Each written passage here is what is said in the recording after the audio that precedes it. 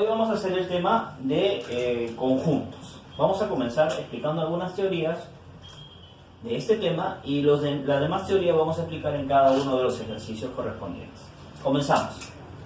Primero, ¿qué es una idea de conjunto? Una idea de conjunto nos da la agrupación de elementos que tienen algo en común. Por ejemplo, conjunto de países, conjunto de útiles escolares, conjunto de días de la semana, del abecedario, etcétera, etcétera, etcétera. Tiene que tener algo en común para que se pueda formar un conjunto. Ahora, sabemos que los conjuntos se denotan con letras mayúsculas y los elementos del conjunto con letras minúsculas. Y otra cosa más, cuando tú determines por comprensión un conjunto, siempre lo tienes que dar en forma singular. Y la respuesta que es en extensión, siempre tienes que darla. O sea, si te dice X tal que X es un día a la semana, eso sería por comprensión. Un día a la semana, siempre en singular. Y tu respuesta en extensión será lunes, martes, miércoles, jueves, viernes, sábado, domingo, ¿no? Siempre en comprensión es en singular. Y en, ¿cómo se llama? Extensión siempre tienes que dar todos los días de la semana, ¿no? Ya.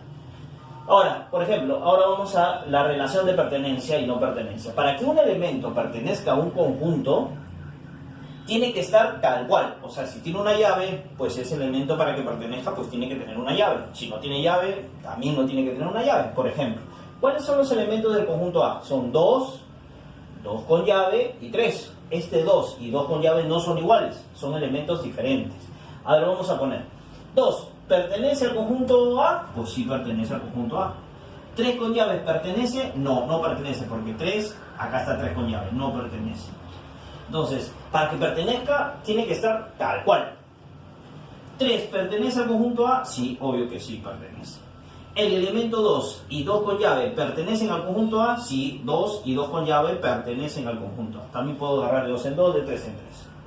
Vamos, determinación de un conjunto, como le dije hace rato. Hay dos.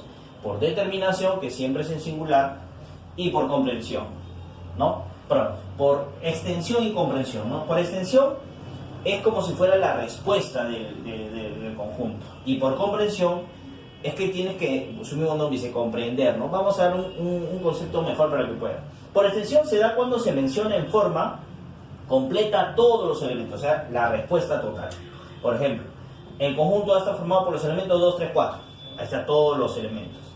Por comprensión se da cuando se enuncia una propiedad en común que caracteriza a los elementos. Por ejemplo, el conjunto B, X tal que X pertenece a los números naturales y X es mayor que 1 pero menor que 5. Y los números que son mayores que 1 y menores que 5, pues son 2, 3, 4. Ahí está, ¿no? Entonces, no te olvides, por extensión es como si fuera la respuesta y por comprensión es como si tendrías que enunciar una propiedad o como si fuera una operación matemática para que saque los resultados, ¿no?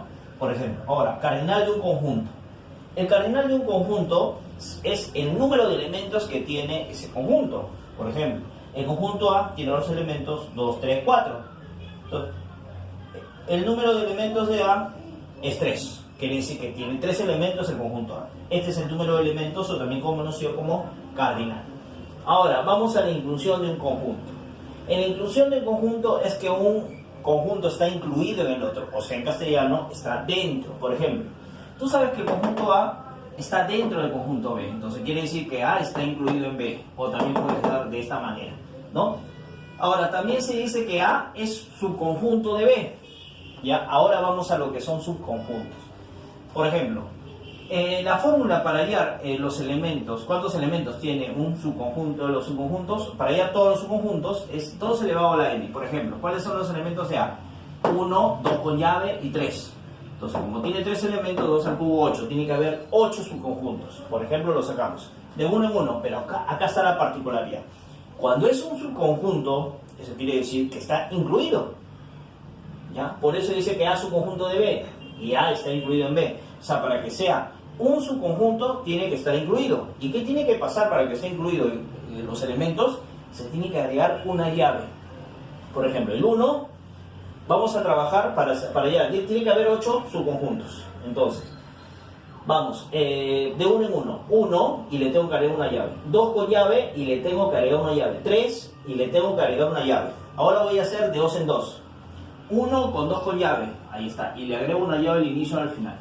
1 con 3 y le agrego una llave al inicio y al final. Y luego 2 con llave y 3 y le agrego una llave al inicio y al final.